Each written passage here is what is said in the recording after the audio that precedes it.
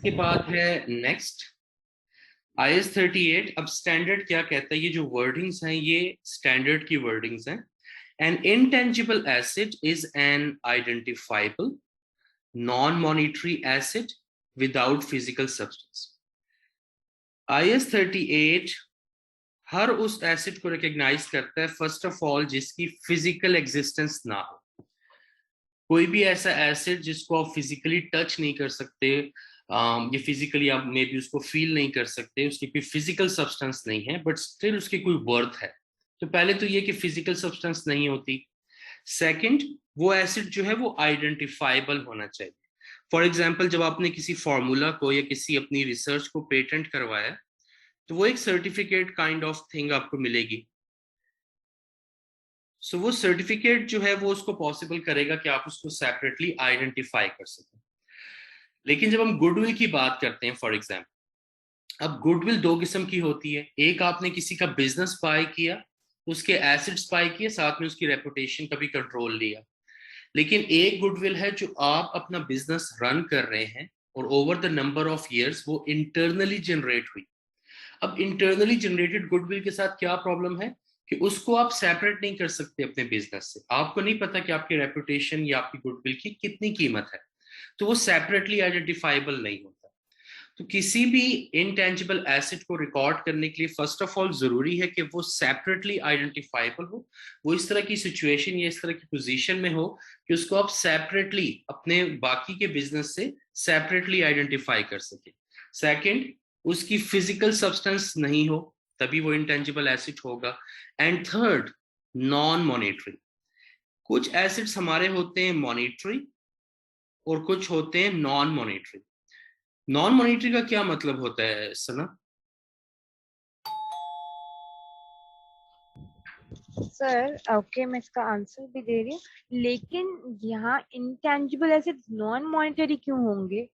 मैं आपको मीनिंग पता है इसका नॉन मॉनेटरी का? जो मतलब जो जिनकी कैश में ना हो लेकिन इनकी वैल्यू जो है इक्वल टू कैश हो, जैसे कोई एसेट। कैश में ना हो बट इक्वल्स टू कैश हो, ये समहाउ ऐसा ही है। मॉनेटरी एसिड्स क्या होते हैं? मॉनेटरी एसिड्स वो होते हैं कि जब कल को या आज आप उनको कन्वर्ट करते हैं कैश में, तो वो नॉन अमाउंट ऑफ कैश में कन्वर्ट हो जाते हैं। आपको पता है आपने उसको कन्वर्ट नहीं किया, बट अगर आप उसको आज कन्वर्ट करना चाहें तो आपको पता है कि कितने का वो कन्वर्ट हो जाएगा। नॉन मॉनेटरी एसिड्स को अक्सर बच्चे एक्सप्लेन करते हैं कि ये नॉन कैश एसिड्स होते हैं। नहीं, ये बिल्कुल नॉन कैश एसिड्स नहीं होते।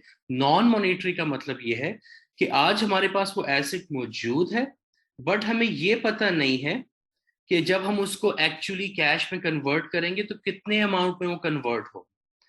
वो एक अननोन अमाउंट ऑफ कैश हमें भी अननोन है, हमें पता नहीं है कि कितने में वो कन्वर्ट हो जाएगा। सो नॉन मॉनेटरी का कभी भी मतलब ये नहीं होता कि वो नॉन कैश है। वो कैश की इक्विवेलेंट वर्थ उनकी जरूर होती है, बट कितनी वर्थ होती है एग्जैक्टली वो हमें तब तक पता नहीं होता जब तक हम उसको एक्चुअली मार्केट में सेल नहीं कर देते, तब तक हमें नहीं पता होता। Clear with the difference between monetary and non monetary? Yes sir. Okay, so intangible acid, किसी भी एसिड को इंटेंजिबल कहने की तीन कंडीशंस हैं एज पर IS-38। एक तो फिजिकल सब्सटेंस नहीं होना चाहिए, उनका फिजिकल एग्जिस्टेंस नहीं होनी चाहिए। सेकंड, वो सेपरेटली आइडेंटिफाइबल हो आपके रेस्ट ऑफ द बिजनेस से। एंड नॉन मॉनेटरी एसिड हो। नॉन मॉनेटरी एसिड का मतलब है कि जब हम उनको कन्वर्ट करेंगे कैश पे तो हमें नहीं पता कि वो कितने अमाउंट में कन्वर्ट होंगे, एग्जैक्टली हमें नहीं मालूम होता। Okay, so to recognize in the financial statement, अब recognition criteria क्या है? First of all, meet this definition। ये जो ऊपर हमने डेफिनेशन पढ़ी है, फर्स्ट ऑफ ऑल ये डेफिनेशन मीट करनी चाहिए कि जो भी इंटेंजिबल एसेट है वो सेपरेटली आइडेंटिफाइबल हो, नॉन मॉनिटरी हो एंड विदाउट फिजिकल एग्जिस्टेंस हो। एक तो ये डेफिनेशन इसको मीट करनी है। And second, meet the IS-38 recognition criteria. और IS-38 का जो इंटेंजिबल एसेट्स का रिकग्निशन क्राइटेरिया है उसको मीट करना है।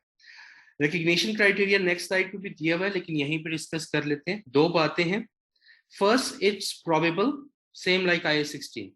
First, it's probable that future economic benefits will flow to the entity. एक तो ये होना चाहिए, एंड सेकंड जो उसकी कॉस्ट है, सो कॉस्ट को हम रिलायबली मेजर कर सकें। अगर ये दो कंडीशंस मौजूद हैं तो फिर ही हम इसको as a intangible asset recognise कर सकते हैं। तो रिकॉग्निशन क्राइटेरिया क्या है? फर्स्ट ऑफ ऑल ये डेफिनेशन पूरी हो, identifiable, non monetary and without physical substance. And second जो एडिशनल रिकॉग्निशन क्राइटेरिया कि प्रोबेबल है कि future benefits will flow to the entity, and जो कॉस्ट है उसकी वो एक रिलायबिलिटी के साथ मेजर कर सके। अब जैसे मैंने आपको एग्जांपल दी ना गुडविल की, लेट्स से गुडविल। अब गुडविल दो किस्म की होती है, एक हम कहते हैं internally generated goodwill. Internally generated goodwill वो होती है कि जो आपने over the number of years या over any specific time period goodwill को जनरेट किया होता है खुद से। और दूसरी होती है परचेज्ड गुडविल। परचेज गुडविल ये है कि आपको एक बिजनेस अच्छा लगा, उसका लोगो काफी फेमस हो गया, आपने बिजनेस को खरीदा और उसके लोगो को भी खरीद लिया या उसकी रेपुटेशन को परचेज कर लिया।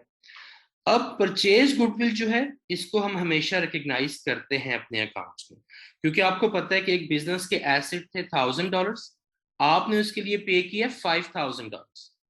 जब एसेट्स 1000 थे तो आपने 5000 क्यों पे किया?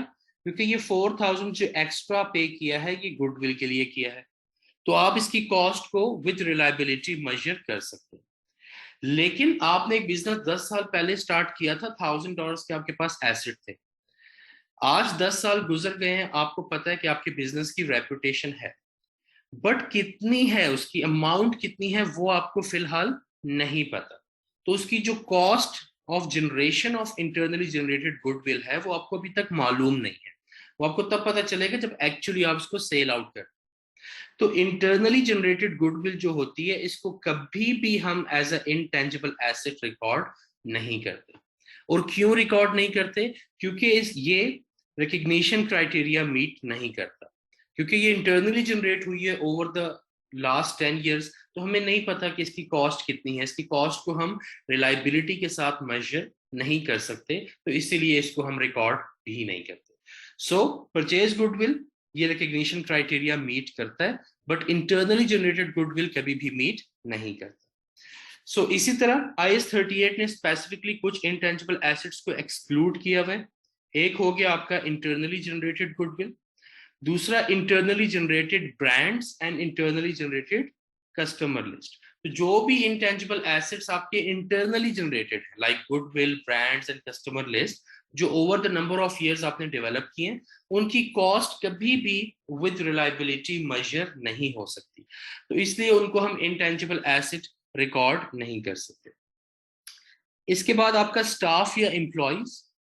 आपका स्टाफ या एम्प्लॉय, अब आपके जो एम्प्लॉयज हैं वो ज्यादा कॉम्पिटेंट हैं, ज्यादा स्किलफुल हैं, आपने उनको बहुत ज्यादा खर्चा किया है, ट्रेनिंग्स वगैरह प्रोवाइड की है, तब भी आप उस स्टाफ की जो स्किल्स हैं उनको आप रिकॉर्ड नहीं कर सकते एज अ इंटेंजिबल एसेट। क्यों रिकॉर्ड नहीं कर सकते? क्योंकि इन पे आपको कंट्रोल नहीं है।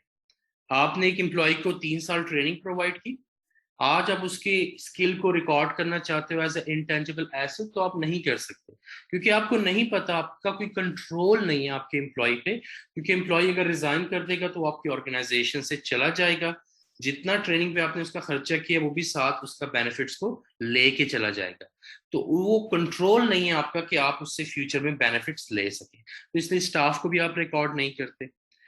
अकाउंट रिसीवेबल्स ये भी हमारे करंट एसेट होते हैं और इनको भी हम as a intangible asset record नहीं करते। क्यों नहीं करते? Any idea sir? Account receivable को क्यों नहीं रिकॉर्ड कर सकते?